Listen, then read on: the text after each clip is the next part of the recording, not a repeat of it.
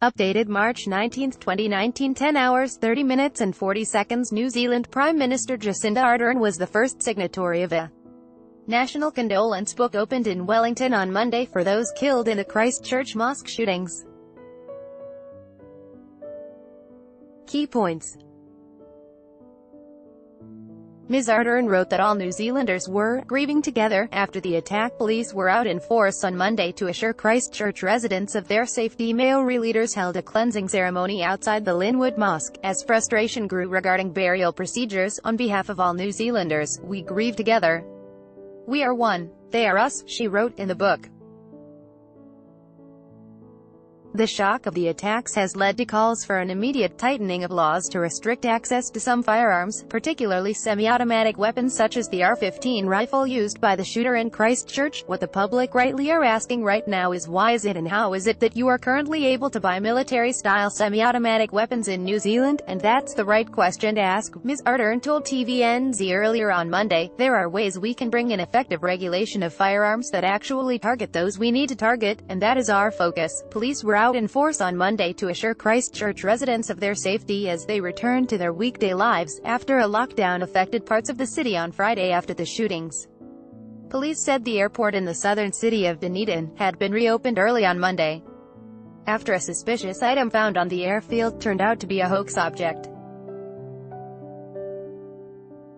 Meanwhile, counter-terrorism police have searched 2 houses on the NSW Mid-North Coast as part of their investigations into the shootings, including the home of the sister of accused gunman Brenton Tarrant. Procedure stalls burials. Local Maori leaders held a cleansing ceremony outside the Linwood Mosque in Christchurch where 8 people were killed on Friday.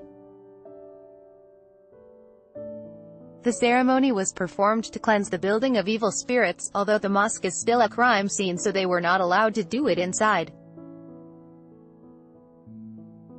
Local Christian leaders joined members of Christchurch's Muslim community to support them during the ceremony.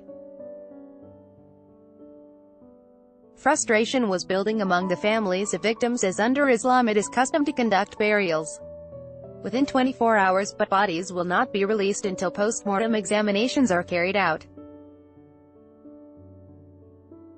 The burial process, which usually involves washing with 3 kinds of water, salving wounds and scrubbing skin, would be complicated, volunteers in Christchurch said.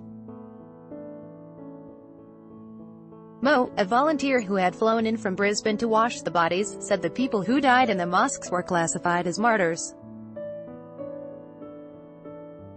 He said that meant there were different views as to whether they would be washed or not because Islamic jurisprudence said martyrs were not to be washed, as their blood was witness to their martyrdom, but some people have said because it was not a battlefield it is okay to wash the body. But it is at the discretion of the family, said Mo, who asked to be identified by just one name.